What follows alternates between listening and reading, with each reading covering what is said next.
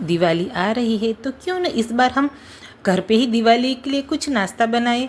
तो यहाँ मैंने चोराफली बनाई थी और उसकी रेसिपी आप सबके साथ में शेयर करने जा रही हूँ। एकदम बिल्कुल बाज़ार की तरह क्रिस्पी और करारी बनेगी। तो यहाँ मैंने 2 कप बेसन ले लिया है, साथ में मैंने 1 कप उड़द दाल का आटा, साथ में 2 चम्मच नमक, आधी चम्मच बेकिंग सोडा, आधी चम्मच हींग और मैंने इसमें 3 चम्मच तेल डाल दिया है। इन सारी चीज़ों को हम अच्छे से मिक्स कर लेंगे।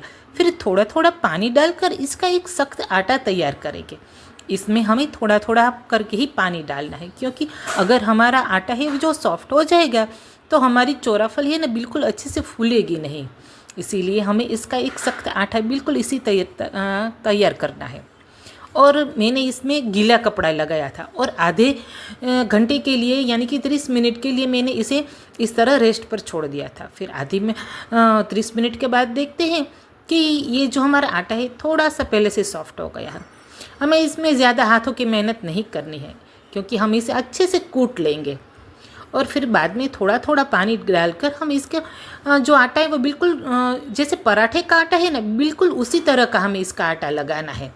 और फिर तेल डालकर हम इसे अच्छे से चिकना कर देंगे और बिल्कुल हमारे ये जो आटा है बिल्कुल पराठे के आटे की तरह ही बना है।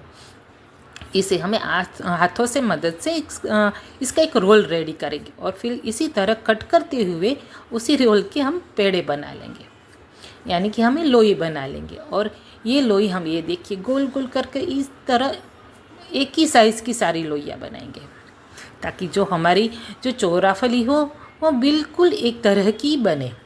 तो यहाँ सारे जो पेड़े हैं मैंने बना दिए हैं। साथ ऊपर मैंने थोड़ा सा तेल डाल दिया ताकि जो ये पेड़ है ना बिल्कुल सूखे नहीं। साथ में मैंने कपड़ा लगा लिया है और अब हमें बिल्कुल इसी तरह जैसे पराठे बेलते हैं ना, बिल्कुल उसी की तरह हमें ये रोटी की तरह बेल लेना है।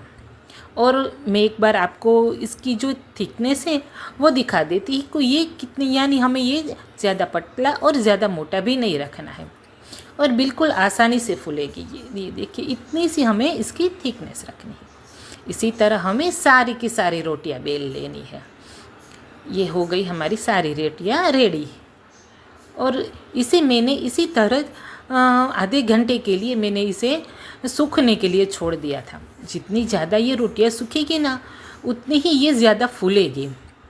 फिर एक के ऊपर एक करके मैंने इसमें 5 रोटी लगा दी थी और फिर इसको ही मैंने कट कर लिया था।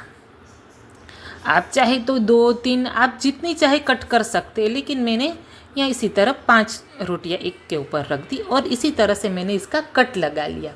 फिर सारे लच्छे को मैंने एक प्लेट में डाल दिया, जिसे हम बिल्कुल आसानी से फ्राई कर सकें। और साथ में मैंने ये जो दूसरी रोटियाँ थी उसकी बिल्कुल उसी की तरह इस पर एक के ऊपर एक रख दी और उसको भी इसी तरह से कट कर लिया और उसके भी इस तरह मैंने पीस कर लिया। और ये देखिए मैंने इसे ये तेल में डालते ही आसानी से फूलने लगती है।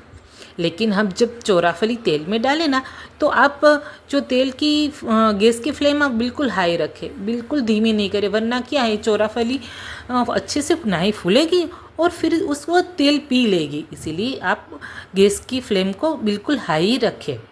और ये देखिए कितनी आसानी से इतनी सी जैसे फूलने लगी है चोराफली। और इसे हमें ज़्यादा फ्राई भी नहीं करना है, क्योंकि ये सूखी हुई है। इसीलिए एक तरफ गोल्डन ब्राउन हो जाए फिर इसे पलट देंगे और फिर उसे दूसरी साइड फ्राई कर लेंगे। और ये देखिए मैंने इसी तरह सारी की सारी ये चोराफली है वो रेडी कर दी। यहाँ मैंने 2 चम्मच काला नमक ले लिया और साथ में 2 चम्मच लाल मिर्च दोनों को मैंने अच्छे से मिक्स करके इसी चोराफली के ऊपर छिड़क दिया है। और यहाँ हमने सिर्फ 3 कप आटे में इतनी सारी चोराफली रेडी कर दी। अगर आपको मेरी रेसिपी पसंद आई तो मेरी वीडियो को लाइक कीजिए, शेयर